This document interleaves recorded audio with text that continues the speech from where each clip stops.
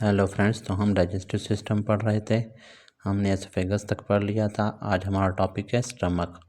Stomach क्या होता है? It is an important organ of digestive system.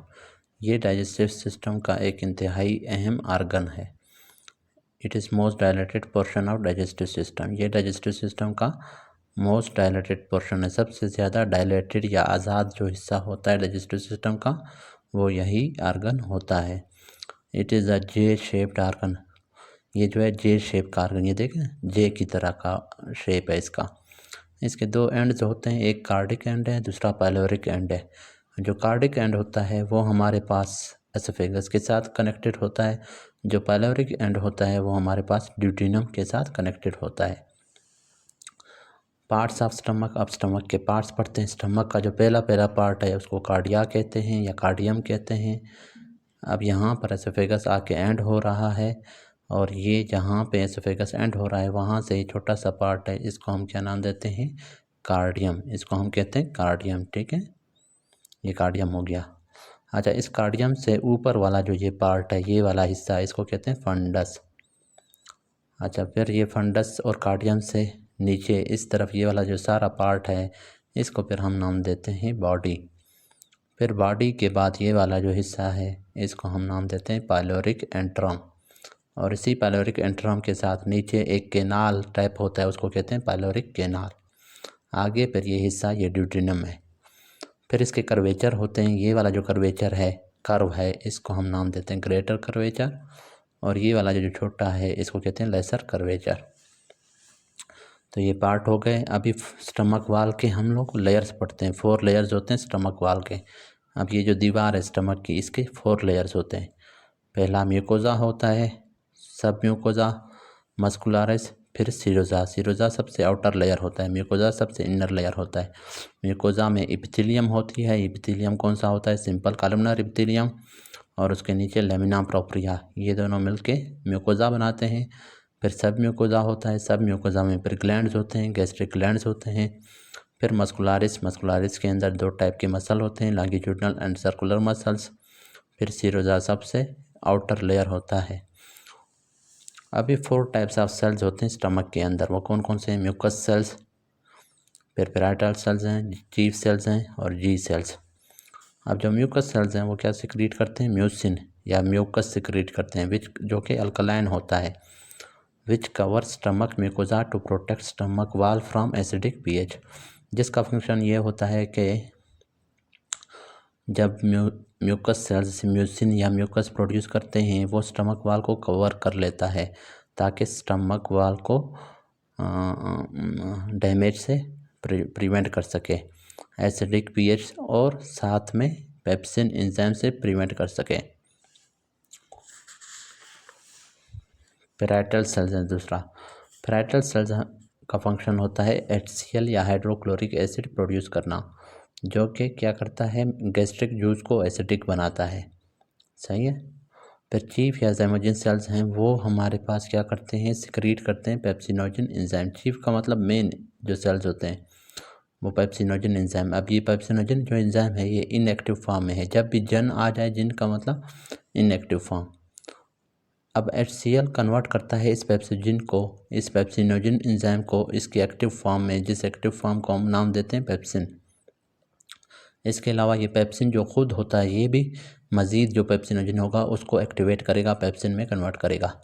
Pepsin का मेन फंक्शन क्या है? डाइजेस्ट करता है प्रोटीन्स को। HCl का मेन फंक्शन क्या होता है? जर्म्स को किल करता है और साथ में पेप्सिनोजन को पेप्सिन में कन्वर्ट करता है। अब ये पेप्सिन जो है इसका फंक्शन क्या है? प्रोटीन्स को डाइजेस्ट करना। अब जो स्टमक वाल है वो भी प्रोटीन से बना हुआ है।